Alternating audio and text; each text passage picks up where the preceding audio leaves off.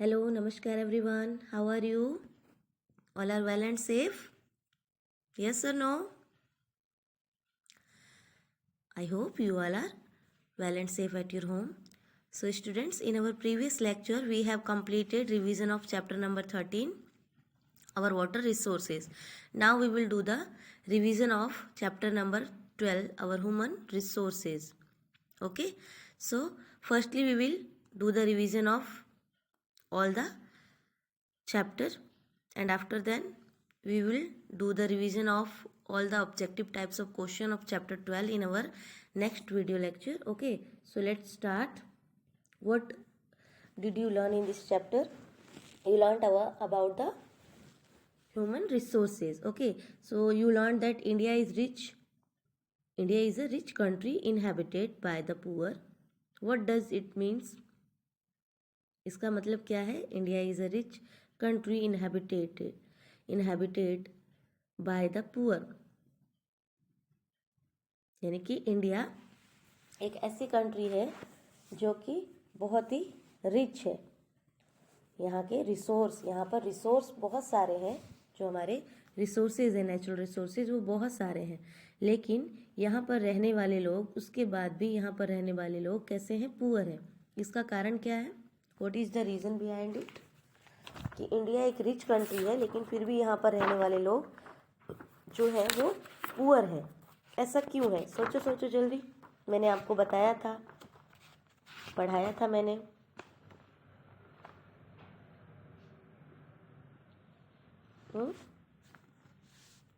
देखो यहाँ पर ऑलरेडी लिखा हुआ है, व्हेन वी से India is rich country it means India is rich in natural resources.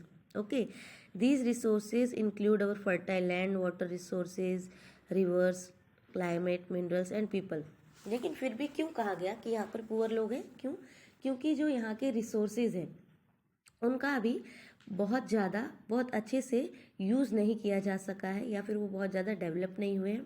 और दूसरा सबसे बड़ा कारण क्या है कि यहाँ के रिसोर्स के सामने यहाँ की पॉपुलेशन बहुत ज़्यादा हो गई है, बहुत बढ़ गई है और कंटिन्यू बढ़ती जा रही है, जिसकी वजह से वो रिसोर्स कम लगने लग गए हैं। कम तो लगेंगे अगर रिसोर्स हमारे 10 है हमारे पास और पॉपुलेशन है 30। सपोज एक एग्जाम्पल, वी हैव 10 रिसोर्स, यानी ऐसा सोचो we have 10 chapatis and the people, उसे खाने वाले पीपल कितने हैं? उसे खाने वाले हैं सपोज 50। तो देखो यहाँ पर 2%, देखो ऐसे समझ में आएगा। यहाँ पर पर्सन ए है, situation A, situation B and situation C.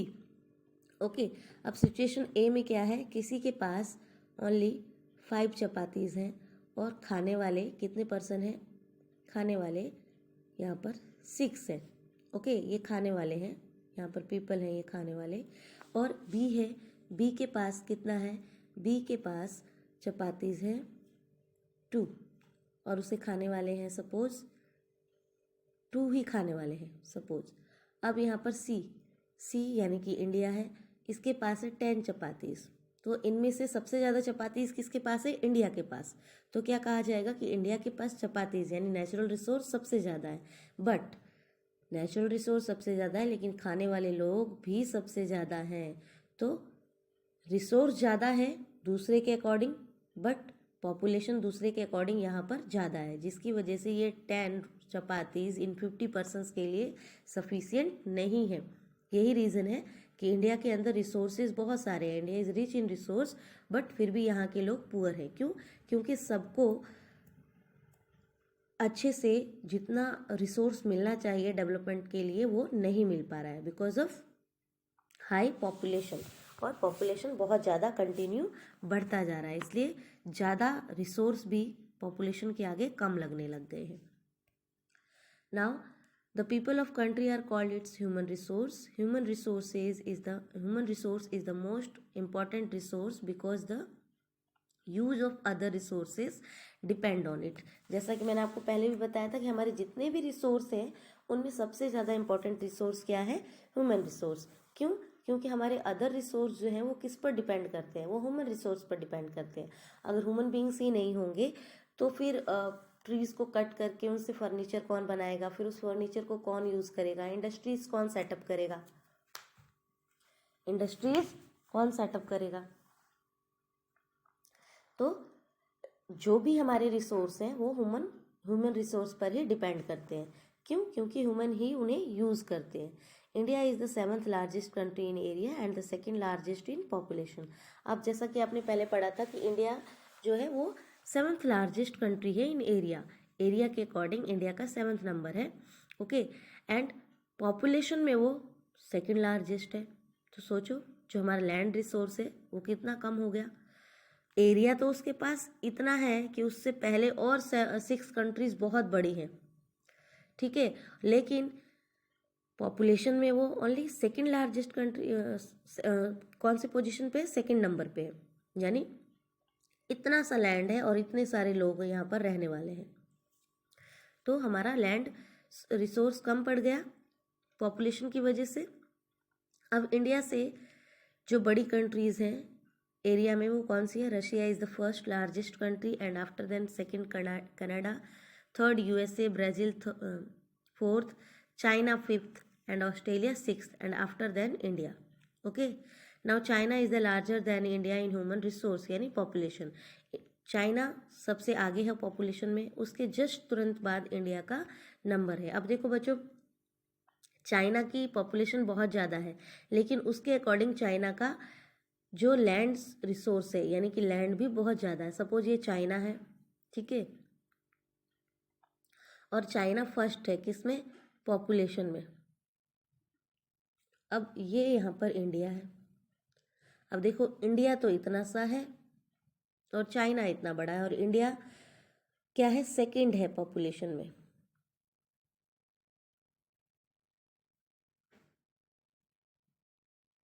Second है पॉपुलेशन में। तो किसका लैंड रिसोर्स कम पड़ा? इंडिया का या चाइना का? चाइना फर्स्ट होते हुए भी इतना ज़्यादा यहाँ पर कमी नहीं है लैंड रिसोर्स की। क्यों? क्योंकि उसके पास लैंड रिसोर्स बहुत ज़्यादा है, ठीक है, लेकिन इंडिया का लैंड रिसोर्स चाइना के अकॉर्डिंग बहुत कम है, बहुत कम है। ओके, तो जो पॉपुलेशन है उसने पॉपुलेशन बहुत ज़्यादा है, थोड़ा जो चाइना है उससे थोड़ा सा ही कम है इंडिया की पॉपुलेशन। तो यहाँ पर आप डिफरेंस देख सकते हो कि किस तरीके से हमारी पॉपुलेशन हमारे रिसोर्स को कम कर देती है। Okay, now in this chapter what did you learn? You learn about the census. So what, अब यहाँ पर था सबसे पहले composition of the Indian population. अब इंडियन पॉपुलेशन को 3 कैटेगरीज में डिवाइड किया गया। फर्स्ट इज 0 to 14 जिसे चिल्ड्रन की कैटेगरी में रखा गया है। Okay, and the second is 15 to 59 जिसे प्रोडक्टिव या फिर यंग पॉपुलेशन कहा गया है। और प्रोडक्टिव और यंग पॉपुलेशन ही वर्क में लगी हुई है। ओके, यानी कि जो यहाँ पर मनी अर्न करने वाली पॉपुलेशन है वो प्रोडक्टिव यानी कि यंग पीपल की है। एंड 60 एंड अबव, जो 60 ईयर और 60 ईयर से ज़्यादा एज के हैं वो कौन से किस कैटेगरी में है? सीनियर सिटीजन में। ओके, और जो यहाँ की ओनली 58.7 पॉपुलेशन है वही प्रोडक्टिव है। But all of them may not be working, many people may be jobless, unemployed और अंडर एम्प्लॉयड। ओके, लेकिन क्या है कि यहाँ की बहुत कम पॉपुलेशन, ओनली 58.7 ही प्रोडक्टिव है, वही मनी अर्न कर रही है। ओके, उसके अलावा जो बाकी के पीपल हैं वो उन पर डिपेंड है, चाहे वो चिल्ड्रन की कैटेगरी हो या फिर जो सीनियर सिटीजन्स हैं उनकी कैटेगरी है, वो उन पर डिपेंड है। यानी कि कमाने वाले कम हैं और खाने वाले ज़्यादा हैं, यानी डिपेंडेंट पीपल बहुत ज़्यादा है, जिसकी वजह से भी यहाँ पर लोग पुअर हैं। अब ये देखो काउंटिंग ऑफ पॉपुलेशन, सेंसस क्या है? The counting of person is called census. Okay, and census is taken every 10 year, हर एक 10 साल के बाद सेंसस लिया जाता है। सेंसस में क्या किया जाता है? किसी भी कंट्री, स्टेट और एरिया की पॉपुलेशन की काउंटिंग की जाती है। So census is a process of counting person and it is done by the government. Okay, according to the census 2001 the population of India was nearly 102 crores and 2011 census estimate it at 121 crores. Okay, and the most populous state in India is Uttar Pradesh.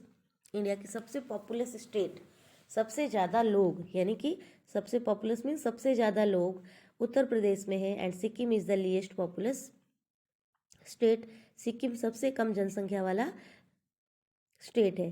Kerala is the state having more females than males and is the most literate state too. अब जो केरला है बच्चों, वहाँ पर female सबसे ज़्यादा है, mail से ज़्यादा फीमेल है, मेल से ज़्यादा फीमेल है। ओके, एंड यही सबसे ज़्यादा लिटरेट स्टेट भी है, यानी केरला में ही सबसे ज़्यादा लोग पढ़े लिखे हैं। लिटरेट का मतलब पढ़े लिखे होना, साक्षर होना। Population is increasing rapidly. अब हमारा जो पॉपुलेशन है बच्चों वो बहुत तेज़ी से बढ़ता जा रहा है। ओके, जिसकी वजह से jobs can not be increased at the same rate. जिस हिसाब से पॉपुलेशन बढ़ रही है उस हिसाब से हमारे जॉब्स और नेचुरल रिसोर्स जो है उनका डेवलपमेंट, ये सारी चीज़ें उस हिसाब से नहीं बढ़ पा रही हैं। Now causes of rapid increase in population. Rapid increase जो हो रहा है पॉपुलेशन के अंदर, उसके कारण क्या है? उसका कारण है increase of birth rate and decrease of death rate. अब बर्थ रेट क्या है? The birth rate is the number of the births per 1000 of population in a year. Okay, and death rate is the number of deaths per 1000 in a year. और death rate और birth rate को कैसे find out किया जाता है, कैसे पता चलता है हमें कि बर्थ रेट बढ़ी है और डेथ रेट कम हुई है? तो हम क्या करते हैं कि बर्थ रेट में से डेथ रेट को माइनस कर देते हैं। ओके, और वो जो हमारे पास डिफरेंस आता है वो क्या कहलाता है? Growth rate is growth rate, and growth rate is calculated in percentage. ठीक है, यहाँ पर एक एग्जांपल है कि किसी भी जो बर्थ रेट है किसी भी साल का पर 1000 पीपल के पीछे, वो क्या है? 42। ओके, एंड डेथ रेट क्या है? 18। तो 42 पर 1000 यानी कि 4.2% में कन्वर्ट हो गया, और 18 पर 1000 किस में कन्वर्ट हुआ? 1.8% में। ये एक इक्वेशन है, जब आप 5th स्टैंडर्ड में जाओगे तब परसेंटेज पढ़ने के लिए आएगी, तभी आपको फाइंड आउट करना आएगा कि कैसे 42 पर 1000 को 4.2% में कैलकुलेट किया। ओके, फिर जब 4.2 में से 1.8 हम माइनस करते हैं, देन वी हैव 2.4%। तो ये हमारा ग्रोथ रेट निकल कर आता है, इसे हम ग्रोथ रेट कहते हैं कि कितने लोग ज़्यादा जन्म हुआ, कितने लोगों का मरने वालों के बाद अगर उन मरने वालों को माइनस कर दिया गया तो कितने लोग एक्स्ट्रा हुए, यानी कि कम तो कोई हुआ ही नहीं, है ना। जन्म लिया 4.2 ने और मरे ओनली 1.8। अगर हम ये सोचें कि 1.8 लोग तो मर चुके हैं, उनकी डेथ हो गई है, तो उतने पीपल तो कम हो गए, बट उससे ज़्यादा तो आ गए, नए पीपल आ गए, यानी कि नए बर्थ हो गए ना। Population distribution. अब बच्चों देखो, इंडिया के अंदर पॉपुलेशन डिस्ट्रीब्यूशन एक जैसा नहीं है। क्यों? Because of facilities. जिस एरिया में ज़्यादा फैसिलिटीज़ होती है वहाँ पर पॉपुलेशन सबसे ज़्यादा होता है। फॉर एग्जांपल, जैसे आपने पढ़ा था कि नदर्न स्टेट डेंसली पॉपुलेटेड है। क्यों? जो हमारे नदर्न स्टेट्स हैं वो नदर्न प्लेन्स में आते हैं। ओके, और नदर्न प्लेन्स कैसा है? बहुत ही फर्टाइल है, वहाँ पर रिवर सोर्स बहुत सारे हैं, पेरेनियल रिवर्स हैं, बहुत सारी इंडस्ट्रीज़ है। तो जहाँ पर फैसिलिटीज़ है वहाँ पर पॉपुलेशन ज़्यादा है। और आपने पढ़ा था कि हमारा जो डेजर्ट रीजन है और प्लेट्यू रीजन है, माउंटेनियस रीजन है, वो बहुत ही कम पॉपुलेटेड है। क्यों? Because of difficult living condition, difficult living condition. Difficult living condition क्यों है? माउंटेन है तो बहुत ही कोल्ड होता है वहाँ पर, माउंटेन की वजह से बहुत ज़्यादा खेती नहीं हो सकती, यानी माउंटेनियस लैंड सरफेस की वजह से वहाँ पर एग्रीकल्चर नहीं हो सकता। प्लेट्यू रीजन में भी ऐसा ही है, डेजर्ट रीजन बहुत ड्राई होते हैं, इस वजह से भी वहाँ पर कम पॉपुलेशन होती है। तो जो हमारा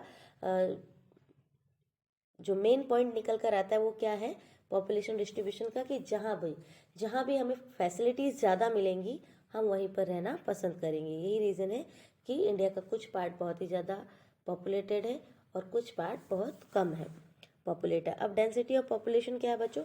density of population it is the calculation of population पर स्क्वायर किलोमीटर। अब पर स्क्वायर किलोमीटर में रहने वाले लोगों की जब हम कैलकुलेशन करते हैं तो उस कैलकुलेशन के बाद जो हमारे पास निकल कर आता है उसे हम डेंसिटी ऑफ पॉपुलेशन कहते हैं। इसलिए सपोज ये एक एरिया है जो कितना है? पर स्क्वायर किलोमीटर है, पर स्क्वायर किलोमीटर। ठीक है, लेकिन पर स्क्वायर किलोमीटर में कितनी पॉपुलेशन है, जितने लोग यहाँ पर रहते हैं, ठीक है, टोटल पॉपुलेशन और टोटल एरिया वहाँ के टोटल। सपोज एक बड़ी सी स्टेट है, सपोज ये वेस्ट बंगाल है, वेस्ट बंगाल की टोटल पॉपुलेशन कितनी है, उसे टोटल पॉपुलेशन को टोटल एरिया, अब इसका ये एरिया कितना है, इसके अंदर रहने वाले टोटल पीपल को इसके टोटल एरिया से डिवाइड करके डेंसिटी ऑफ पॉपुलेशन निकाला जाता है। Okay, now here is, do you know China is 3 times larger than India in area but slightly larger in population. Slightly का मतलब थोड़ा सा ही ज़्यादा है पॉपुलेशन में। इंडिया से चाइना 3 टाइम बड़ा है, किसमें, एरिया में, लेकिन पॉपुलेशन में थोड़ा सा ही बड़ा है।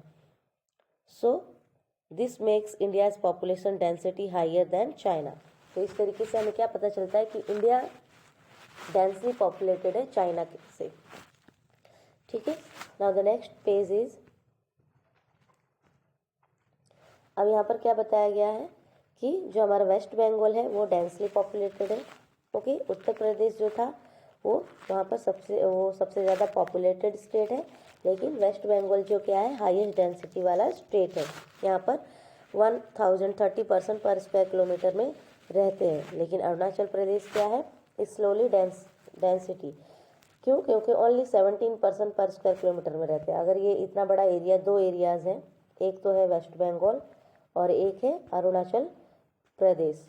ओके, तो यहाँ पर तो कितने पीपल रह रहे हैं इतने एरिया में, 1030, और अरुणाचल प्रदेश में इतने ही एरिया में ओनली 17 रह रहे हैं। तो कहाँ पर पॉपुलेशन ज़्यादा है, वेस्ट बंगाल में, यानी density of population West Bengal की ज़्यादा है और अरुणाचल प्रदेश की कम है। ओके, अब गवर्नमेंट ने क्या किया है कि जो पॉपुलेशन है उसे इक्वल करने के लिए, कि हर एक जगह जहाँ पर लोग सबसे ज़्यादा रह रहे हैं उस जगह की पॉपुलेशन को थोड़ा कम कैसे किया जा सकता है, यानी कि उन्हें बराबर करने की कोशिश की है। The following steps have been taken by the government to face the problem of sparse population, यानी कि जैसे अरुणाचल प्रदेश है वहाँ पर पॉपुलेशन कम है और वेस्ट बंगाल है वहाँ ज़्यादा है, तो ऐसा क्या किया जाए कि लोग अरुणाचल प्रदेश में आकर रहने लग जाएं। तो इसके लिए क्या करना पड़ेगा, फैसिलिटीज़ प्रोवाइड करनी पड़ेंगी, ज़्यादा से ज़्यादा फैसिलिटीज़। और फैसिलिटीज़ क्या हो सकती हैं, क्रिएट जॉब्स और employment, arrange for irrigation facilities, educate the people and open more schools, colleges and technical institutes. Okay, and fifth is improve transport and communication facilities. और ये बहुत इंपॉर्टेंट है, अगर कहीं पर आने जाने की और एक दूसरे से संपर्क करने की सुविधा नहीं होगी, यानी अगर हम एक दूसरे से कम्युनिकेट ही नहीं कर पाएंगे, कहीं पर आ जा ही नहीं पाएंगे, तो वहाँ पर लोग रहेंगे कैसे, वहाँ रहना कैसे पसंद करेंगे। और जब ट्रांसपोर्ट और कम्युनिकेशन ही नहीं होगा तो दूसरी अदर चीज़ें भी वहाँ पर ग्रोथ नहीं कर पाएंगे, ना ही कोई इंडस्ट्री सेटअप हो पाएगी, ना तो एजुकेशन स्टार्ट हो पाएगा, ना ही कोई एम्प्लॉयमेंट फैसिलिटीज़ होगी। क्यों, क्योंकि लोग वहाँ पर पहुँच ही नहीं सकते, वहाँ पहुँचने का साधन ही नहीं है। ओके, और ना ही किसी से कम्युनिकेट कर सकते हैं। क्यों, क्योंकि वहाँ पर ट्रांसपोर्ट और कम्युनिकेशन फैसिलिटीज़ ही नहीं है। So it is very important. Now it is not the number of person but the quality of persons that counts। अब बच्चों देखो, किसी भी कंट्री की ग्रोथ उसके लोगों के नंबर से नहीं, कि वहाँ पर कितने लोग रहते हैं इससे काउंट नहीं की जाती, बल्कि वहाँ के लोगों का लिविंग कंडीशन क्या है उससे नापा जाता है। यही कारण है कि India is rich in human resource also and in other resource, but यहाँ की लिविंग कंडीशन, जो यहाँ के लोगों का लिविंग कंडीशन है वो बहुत कम है, जिसकी वजह से इंडिया पुअर कंट्री में आती है। A large part of the population is dependent. हमारी कंट्री का एक बहुत बड़ा पार्ट डिपेंडेंट है, यानी कि वो जॉबलेस है, वो या तो कोई काम नहीं कर रहे या फिर जो प्रोडक्टिव पर्सनस है उन पर डिपेंड है। The adult population is only 56% and a large number of this percent is unemployed. Therefore, our national income and per capita income is low. Okay, and that is the reason कि India known as the poor country. The government is making effort to raise the standard of living in following ways। अब जो हमारी government है वो लोगों के living standard को ऊपर करने के लिए, बढ़ाने के लिए बहुत सारे वर्क कर रही है। Like schools and college have been opened, hospitals and medical facilities are being provided. जब एजुकेटेड होंगे लोग तो उनके पास अच्छी एजुकेशन की वजह से उन्हें अच्छा जॉब मिलेंगे, they will able to use perfect use of their natural resources. Okay, and then hospitals and medical facilities are being provided। Hospitals और मेडिकल फैसिलिटीज़ अच्छी होंगी तो लोगों में डिजीज़ कम होगा, वो हेल्दी होंगे और हेल्दी पर्सन ही ग्रोथ कर सकता है. Many schemes have been launched for the upliftment of the rural people. As you know our India is जो इंडिया की मोस्ट ऑफ पॉपुलेशन है वो क्या है, विलेज में रहती है. 70% of the population live in village, यानी कि एक बहुत बड़ा पार्ट इंडिया का विलेज में रहता है. तो सबसे पहले विलेज में डेवलपमेंट करने की ज़रूरत है. क्यों? क्योंकि हमारी कंट्री का, हमारी पॉपुलेशन का बहुत बड़ा हिस्सा वहाँ है. अगर वो ही अनडेवलप्ड रहेगा, उन्हें आगे बढ़ने की फैसिलिटीज़ नहीं मिलेगी, अपॉर्चुनिटीज़ नहीं मिलेगी, तो इंडिया का एक बहुत बड़ा पार्ट, एक बहुत बड़ी पॉपुलेशन पुअर कहलाएगी. और जब बहुत बड़ा पार्ट पुअर रहेगा तो हमारी कंट्री भी एक पुअर कंट्री की लिस्ट में आएगी. तो यही कारण है कि रूरल एरियाज़ में लोगों के डेवलपमेंट पर बहुत ज़्यादा ध्यान दिया जा रहा है. वहाँ पर अलग अलग तरीके की स्कीम चलाई जा रही है. स्कूलों में बच्चों को मिड डे मील्स, ड्रेस और बुक्स वगैरह प्रोवाइड की जा रही हैं ताकि बच्चे स्कूल में आ सकें, उनके पेरेंट्स को उन्हें पढ़ाने लिखाने में कोई प्रॉब्लम ना हो. लेकिन कैसे स्कूल्स में बच्चों? गवर्नमेंट स्कूल में. ऐसे स्कूल जो गवर्नमेंट चलाती है, schools run by the government. Okay. अगर प्राइवेट स्कूल्स में, अगर जो हमारे जो गवर्नमेंट स्कूल हैं उनमें बहुत सारी स्कीम है बच्चों के लिए. Now the ministry of human resource development has been established to deal with this problem. और जो the ministry of human resource है, वो ministry of human resource development has been established to deal with this problem. इस तरीके की problem को solve करने के लिए अलग अलग प्रोग्राम ऑर्गेनाइज करने के लिए, जिसकी वजह से लोग एजुकेट हो सकें, उनको ज़्यादा से ज़्यादा अपॉर्चुनिटीज़ मिले डेवलप करने का. ये सारी चीज़ें देखने के लिए ministry of human resource development को बनाया गया है और वो ही इन चीज़ों के लिए जिम्मेदार होता है. जो कुछ करना है, क्या प्लानिंग करनी है, किस तरीके से लोगों को एजुकेट करना है, कहाँ कहाँ पर क्या क्या करना है लोगों के डेवलपमेंट के लिए, ये सब कुछ the ministry of human resource देखता है. Okay students, here is also given. देखो मैंने आपको पहले बताया था, nearly 70% of the population in India lives in villages and their main occupation is agriculture. और उनका जो मेन ऑक्यूपेशन है वो क्या है? एग्रीकल्चर है. Okay. So now revision of chapter number 12 is completed. In our next video lecture we will do all the objective types of questions and question and answers. Okay, now take care students. Goodbye.